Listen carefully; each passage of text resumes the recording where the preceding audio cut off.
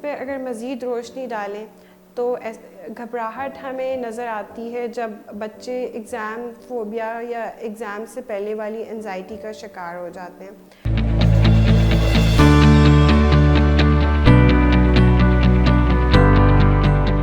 السلام علیکم، میرا نام سمن ظفر ہے، میں ماہر نفسیات ہوں۔ میں نے M S C behaviour sciences اور ایم ایس کاؤنسلنگ سائیکالوجی کیا ہے۔ میں پچھلے 10 سال سے لاہور اور اسلام آباد کے ڈفرینٹ ہاسپٹلز میں پریکٹس کر رہی ہوں۔ آج کا ٹاپک ہے گھبراہٹ اور بے چینی۔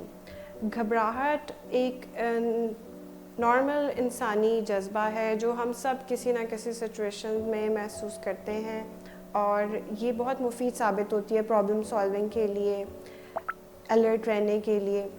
اگر یہ جذبہ کافی عرصے تک رہ جائے اور یہ آپ کی ڈیلی فنکشننگ کو، آپ کے ریلیشن شپس کو متاثر کرنا شروع ہو جائے، تو اس وقت آپ کو اس کو سیریس لینے کی ضرورت ہوتی ہے، آپ کو اس کے لیے ڈاکٹر کو کنسلٹ کرنے کی ضرورت پڑتی ہے۔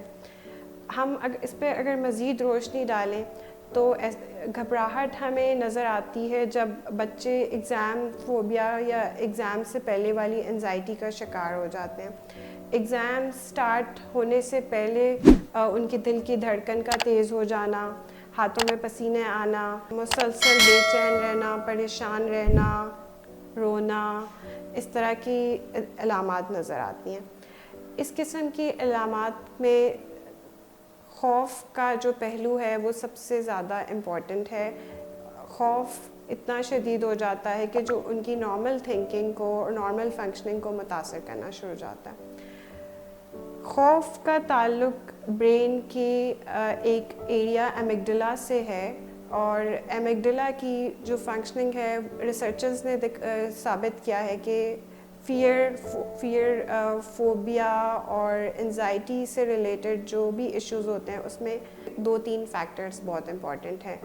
ایک فیکٹر ہے انہیریٹنس، اس کے علاوہ برین ایکٹیویٹی، اور تھرڈ آپ کے انوائرمنٹل فیکٹر۔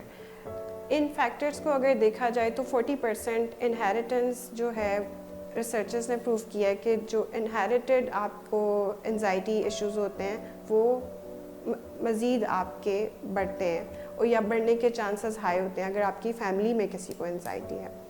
سیکنڈ چیز ہے انوائرمنٹل فیکٹر۔ کچھ حادثات کی وجہ سے کچھ ذہن پہ اثرات رہ جاتے ہیں، اور جب ان جیسی سچویشنز آپ دوبارہ دیکھتے ہیں تو آپ کی باڈی اسی طرح سے اس ایکسپیرینس کو ری لیو کرتی ہے، اس ٹراما کو، اور وہ آپ کو انزائٹی میں مبتلا کر دیتی ہے۔ گھبراہٹ اور بے چینی کی وجہ سے جو انزائٹی ہے اس کو ڈیل کرنا ایک آسان کام نہیں ہے اپنے طور پر، کیونکہ جب آپ گھبراہٹ اور بے چینی کا شکار ہوتے ہیں، کبھی کبھی آپ کو معلوم نہیں ہوتا کہ آپ کو کیا چیز پریشان کر رہی ہے۔ اس کے لیے آپ اگر سائیکو تھراپسٹ کے پاس یا سائیکالوجسٹ کے پاس جاتے ہیں تو آپ اپنی مکمل ہسٹری ان کو بتاتے ہیں، جس سے آپ کو آسانی ہوتی ہے وجہ فائنڈ کرنے میں کہ وہ کیا چیز ہے جو آپ کو خوف میں مبتلا کر رہی ہے۔ وجہ جاننے کے بعد ہم اس کے سلوشن کی طرف آتے ہیں۔ خوف اور گھبراہٹ پہ قابو پانے کے لیے ڈیپ بریدنگ بہت امپورٹنٹ ٹپ ہے جو کوئی بھی استعمال کر سکتا ہے۔ ڈیپ بریدنگ کا کانسیپٹ برین سے ریلیٹڈ ہے۔ ڈیپ بریدنگ کرنے سے آپ کے دماغ میں آکسیجن کا لیول نارمل ہوتا ہے، اور آپ کی تھنکنگ کی کلیئرٹی میں آپ کو ایز ملتا ہے۔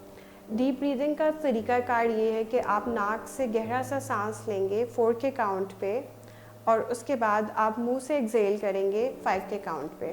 اس طرح کے گہرے سانس 1 منٹ میں 6 سانس لینے سے آپ کی انزائٹی میں کافی بہتری آئے گی۔ آپ کو یہ it's like a first aid to anxiety. Secondly, آپ اپنے آپ کو جس ماحول میں آپ خوف زدہ ہو رہے ہیں اس ماحول سے تھوڑی دیر کے لیے دوسرے ماحول میں لے کر جائیں۔ اپنے آپ کو ہائیڈریٹڈ رکھنے سے بھی وقتی طور پر انزائٹی اور خوف پہ قابو پایا جا سکتا ہے۔ اگر ان چیزوں سے بھی آپ کو افاقہ نہ ہو تو آپ سائیکو تھراپسٹ یا سائیکالوجسٹ کی مدد لے سکتے ہیں۔ اگر آپ انزائٹی کے بارے میں مزید کچھ جاننا چاہتے ہیں تو آپ مجھ سے marham.pk کے تھرو آن لائن یا فزیکل کنسلٹیشن بک کروا سکتے ہیں۔